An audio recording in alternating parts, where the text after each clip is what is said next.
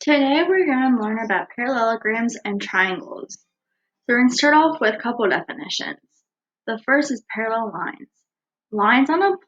Parallel lines are lines on a plane that never touch. They never intersect. They're always going to be the same distance apart no matter where you're at. So from here to here is going to be the same distance as from here to here. A parallelogram is a flat shape with four straight sides where opposite sides are parallel and congruent. So it has to be four-sided shape. So four sides, each one across from each other is going to be parallel. So they're never going to touch and the same length. So this length here is going to be the same length as this length here. And that goes for the ones that are on the other side going across from each other. And remember, the tick marks determine which sides are congruent. So these both have one tick, so these are congruent to each other, and these have two tick marks. So those are going to be congruent. So a rhombus is also a parallelogram, and all sides of a rhombus are congruent. A square is a parallelogram. Square, all sides are congruent, and we'll have a 90-degree angle for each corner. Same thing goes for a rectangle. Opposite sides are congruent, and they're going to be the same length. The last definition we're going to talk about is a triangle. A triangle is a flat shape with three straight sides. So the sides do not have to be congruent, they just have to connect. So there's all different kinds of triangles, and we're not going to get into the specifics of the names. So we're focusing on the area and the perimeter of parallelograms and triangles. So the area of a parallelogram, we're going to take the base and multiply it by the height. So the important part of the area of a parallelogram is knowing the height. The height has to hit a 90-degree angle and go all the way from top to bottom. So the height is not going to be necessarily the side of the shape. Then the area of a triangle. If you think of a triangle being half of a square, we can come up with the same formula based on the area of a parallelogram. So the area of a triangle, you're going to take the base times the height and then just divide it by 2. Again, the height, just like we talked about for the parallelogram, has to come down from the top to the bottom of the shape with a 90-degree angle. It's not going to be necessarily the side of the triangle. And then the last formula is going to be the perimeter, and the perimeter, you're just going to add up all the side lengths, no matter if it's a parallelogram or a triangle. So let's look at some examples. The first set of examples, we're going to just find the area. So this is a parallelogram, so we have to find the area of the parallelogram. So we're going to start off with the formula. So the area of a parallelogram is going to be base times height. So we need to know our base and we need to know our height. So our base is from the bottom, so what it's sitting on. So we have 8 to here and 10 to here. So our full base is going to be 18. And then our height is 16. So we're going to substitute it into our formula. So 18 times 16. Do that problem and multiply it and we get 288. Anytime we're talking about area, our units are going to be squared. So we're in feet, so it's going to be 288 feet squared. Number 2. Again, this is a parallelogram. So we're going to start off with the definition. Area equals base times height. So our base, what is the length of the side that it's sitting on? And it's 20. So we're going to do 20 times the height. And the height is going up to the top all the way down to the bottom at a 90-degree angle. So this length here is not at a 90-degree angle. So your height cannot be 10, it's going to be 8. So we're going to do the problem 20 times 8. We get 160, and then our units is inches squared. Number 3, we have a square. So a square is a parallelogram, so we're going to use the formula area equals base times height. So we have our base of 1.6 times our height of 1.6. So 1.6 times 1.6 is 2.56, and then our units would be centimeters squared. So that's how you find the area of parallelograms. We're going to look at the area of triangles now. So we have a triangle, we need to find the area. So we start off with our formula, area equals base times height divided by 2. So our base here, our base of our triangle itself is just 13. And then our height, we have to go to our 90-degree angle, which in this case, it's on the outside of the triangle, which is no big deal. We're just finding the area of the shaded region. So we're going to do base, which is 13, times 9 for our height. And then take that amount and divide it by 2. So 13 times 9 is 117. Dividing it by 2, we get 58.5. Then our units is centimeters squared. Again, no matter if we're talking about a circle, a square, a parallelogram, a triangle, anytime we talk about area, it's going to be squared.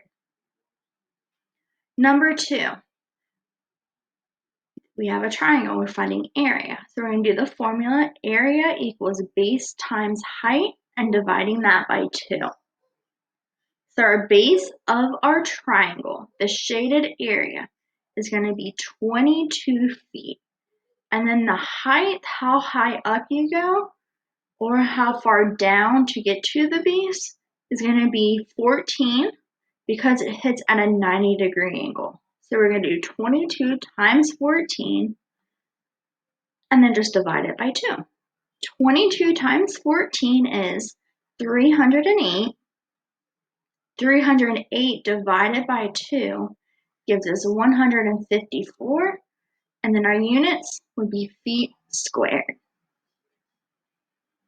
Number 3, we have a triangle and we're finding the area, so the colored in section. So we start off with the formula. Area equals base times height divided by 2. Our base for just the shaded area is 40. Our height, how tall it is going to be 11. And that does hit at a 90-degree angle. So we do 40 times 11, then divide it by 2. 40 times 11 is 440. 440 divided by 2, we get 220, and then our units is inches squared. So that's how you're going to be finding area on triangles. Now, since we've done the area of parallelograms and triangles, we're going to look at the same problems, but find the perimeter. So the first examples are going to be on parallelograms. So we need to find the distance going all the way around for the perimeter. So our first side length, we have 8 and 10. That's going to make 18. And this side length is the same as the one above it. Its opposite sides are congruent. They're equal. Now we have this side length. This side length, we don't know what it is. So we need to find it. Remember the distance we're finding on the coordinate plane? We're going to do the same process. So we're going to take the square root, or the distance of the rise over the rise squared plus the run squared. So we're going to do the square root, that here, the square root of 16, so your height, plus the side. And we're just talking about this little triangle right now.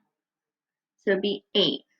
So 16 squared plus 8 squared. And we're going to figure out what that is to get our distance here, our side length. So 16 squared is 256, plus 8 squared is 64. We're going to add those two numbers together. 256 plus 64 gives us 320. So we're going to take the square root of 320. We're going to be rounding. So just round to the nearest tenth, which is 1 point after the decimal. So the square root of 320 gives you 17.9. So we know this length is 17.9, which makes this length over here also 17.9. So now, perimeter, you're just going to add up all the sides together. So we're going to take 18 plus 18 plus your 17.9 plus 17.9. Doesn't matter if you go around it or just double it, you get the same answer, and you get 71.8. And when we talk about perimeter, no matter what shape it is, the perimeter is just going to be your units. So it's 71.8 feet. Let's look at number 2. We have a parallelogram. So we need to find the area, find the perimeter. So we're just going to add up all the sides. So we need to know what our side lengths are. So we have 10 here. Across from it is also going to be 10. And we have 20 as the space here, so across of it is going to be 20. So all we're going to do is add it all together. So 20 plus 20 plus 10 plus 10. You add those four amounts together, you get 60 inches. You just keep the units. So number 3, we have a square. So we're finding the perimeter. So we're going to add up all the sides. You can do this 2 ways. You could take the side length and multiply it by 4 since there's 4 sides, or just add up all the sides together. So 1.6 plus 1.6 plus 1.6 plus 1.6. When you add that together, you get 6.4 with your units of centimeters. So that's finding the perimeter of a parallelogram. Now we're going to do finding the perimeter of a triangle, which can get a little more difficult if you don't know all your distances, all your side lengths. So we're going to have to use that distance formula that we created. So the first length we need to find is this length right here. It's not given to us. So to start that, we're going to use our 2 other lengths that are given. So our 9 for the base and the 9 for the height. So rise and run. We take the square root of 9 squared plus 9 squared. So 9 squared is 81 plus 81. We're going to take the square root of that. So 81 plus 81 gives us 162. And then we're finding the square root of 162, which is rounded 12.7. So now we know our side length is 12.7. Now we need this side length. So this side length, we're going to use the bigger triangle because we need that 90-degree angle for our rise over our run. So this length here 13 plus 9 is going to give us 22 for that length, and then a 9 for the height. So we have a rise of 9 and a run of 22. So we do the square root of 22 squared plus 9 squared. 22 squared is 484 plus 9 squared is 81. Now 484 plus 81 gives us 565. Let's move that one up. And we're taking the square root of it with rounding, round to the nearest tenth, and we get 23.8. So 23.8 is this side length. Now for the perimeter, you're going to add up all the sides. So we're going to add up 23.8, 12.7, and 13. We need to add up just the sides of the shaded triangle. That's our main triangle, and that's what our problem's solving for. So we're going to add those three together. So 13 plus 12.7 plus 23.8. When you add that all together, you get 49.5. Let's move this one down. So that's number one. Now let's look at number two. Number two, we have a side length here of 22, side length of 34, but we do not have this length here. So we need to find this length. But we have a triangle here. So we can find the distance of this length by using that distance formula we created. So we're going to take the square root of 8 squared plus 14 squared. So you have your rise and your run. So 8 squared is 64, 14 squared is 196. 64 plus 196 gives us 260. We're going to find the square root of 260. Make sure you round and you get 16.1. So that side length is 16.1. There. Now we need to find the perimeter. So we're going to add up all three sides together. And when you add up all three sides, you get 72.1 feet. Do not forget your units. The last problem, number 3, we have a triangle. So we have a side length of 11, side length of 40, and a missing side length here. So we need to find this side length.